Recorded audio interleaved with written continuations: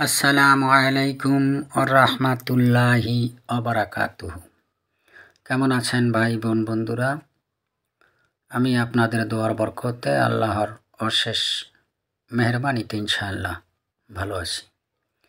আজকে আপনাদের সামনে আমি রুহানি কিতাব থেকে একটি তদবির দিয়ে দিলাম। আজকের তদবিরটি পরকীয়া থেকে বিরত রাখার জন্য। যাহারা পরকীয়া করে নিজের স্বামী রেখে অন্যর কাছে চলে যায়, অথবা পুরুষের ক্ষেত্রেও প্রয়োগ করতে পারবেন যদি কোনো পুরুষ নারীদের পেছনে পেছনে হাঁটে, অন্য নারীদের ভালো লাগে নিজের স্ত্রী রেখে। আজকের এই পরকীয়ার জন্য আজকের তদবিরটি আপনারা ব্যবহার করতে পারবেন। আপনারা কিভাবে আজকের তদবিরটি ব্যবহার করবেন, কিভাবে কাজ করলে পরকীয়া চিরতরে বন্ধ হয়ে যাবে, আমি আপনাদেরকে সম্পূর্ণ নিয়মগুলো বলে দেব। নিয়ম মতো আপনারা কাজ করবেন, ইনশাআল্লাহ সঙ্গে সঙ্গে পরকীয়া করাটা বন্ধ হয়ে যাবে। আজকের এই যেই তাবিজটি দেয়া আছে, এই তাবিজটি শনিবার ভোরবেলা একটি সীসার পাতের উপরে, মনে রাখবেন সীসা বাজারে কিনতে পাওয়া যায়, সীসা এনে হাতুড়ি দ্বারা পিটিয়ে তক্তার মতো বানিয়ে নেবেন পাতলা করে। তাহার উপরে লোহা দ্বারা বা প্রাগ দ্বারা আপনারা উপরের 2 লাইনের যেই নকশাটি দেওয়া আছে, এই নকশাটি যেইভাবে দেওয়া আছে ঠিক সেইভাবে লিখে নেবেন। মনে রাখবেন শনিবার ভোরবেলা লিখবেন, শনিবার ছাড়া এই তদবিরটি লিখবেন না, লিখলে কাজ হবে না। তাই শনিবার ভোরবেলা এই তাবিজটি যেইভাবে দেয়া আছে ঠিক সেইভাবে লিখে নেবেন।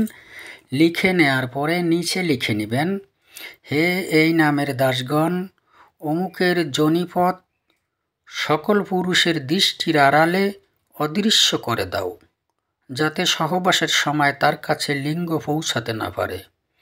আর যদি পুরুষের জন্য করেন তাহলে বলবেন, অমুকের পুরুষাঙ্গ অথবা লিঙ্গ সকল নারীর দৃষ্টির আড়ালে অদৃশ্য করে দাও, যাহাতে সহবাসের সময় তার কাছে যৌন পৌঁছাতে না পারে।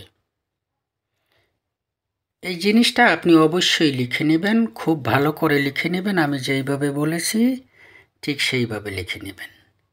লিখে নেয়ার পরে আপনারা এই তাবিজটি লোবান অথবা আগরবাতির দোয়া দিতে পারেন, লোবানের দোয়া দিতে পারেন, পেঁয়াজ অথবা রসুনের ছিকলা আগুনে জ্বালিয়ে দোয়ার উপরে রাখতে পারেন।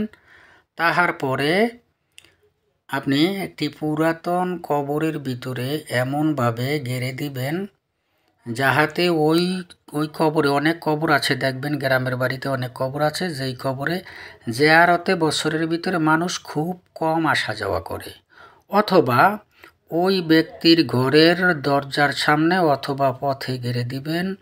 আপনারা দেখতে পারবেন চিরতরে চিরদিনের জন্য পরকীয়া বন্ধ হয়ে গেছে। আপনারা এটা দ্বারা ওইভাবে নাম উল্লেখ করে যাহারা নেশা করে, জুয়ায় লিপ্ত, তাহাদের কথা উল্লেখ করেও করতে পারবেন। ইনশাআল্লাহ আশা করি আপনারা উপকার পাবেন। আমি যেইভাবে বলেছি সেইভাবে কাজ করার চেষ্টা করবেন, অবশ্যই ইজাজত নিয়ে কাজ করার চেষ্টা করবেন। আপনারা সবাই ভালো থাকবেন, সুস্থ থাকবেন। আল্লাহ হাফেজ।